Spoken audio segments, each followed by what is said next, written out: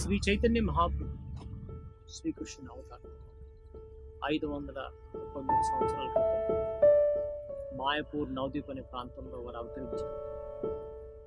ఈ కలియుగ ధర్మమైన హరినామ సంకీర్తనాన్ని వారు ప్రారంభించారు మరియు భవిష్యవాణి ఇచ్చారు. అక్కడి నుంచి మొదలై 10,000 సంవత్సరాల్లో ప్రతి గ్రామంలో, పట్టణంలో ఈ హరినామం అందరూ కూడా జపిస్తారని ఆయన చెప్పారు. కాబట్టి హరినామాన్ని ఎలా చేయాలి, ఏ భావంతో చేయాలి అనేది కూడా వారు బోధన ఇచ్చారు. దాని పేరే శిక్షాస్త్రం. శ్రీ కృష్ణదాస్ కవిరాజ్ గారి శ్రీ చైతన్య చరితామృతం అంత్యలీలలో 20వ అధ్యాయంలో ఆఖరి అధ్యాయం, దాంట్లో శిక్షాష్టకం గురించి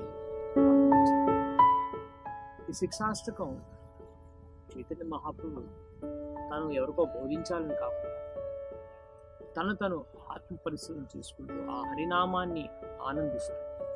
మరియు ఆ హరినామంలో ఉన్న ఆ గొప్పతనం ఏంటి, దానిలో ఏ భావంతో అది చేయాలి అనేది కూడా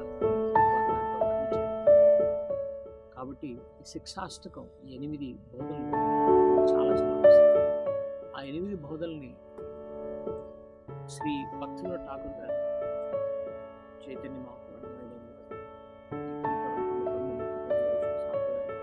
అతి ముఖ్యమైన ఆచార్యులు దాన్ని విశ్లేషణ చేసి రానున్న తరగతిలో మనం వాటి గురించి ఒక్కొక్క చరణం తీసుకొని వాటి గురించి విపులంగా చర్చించాలి.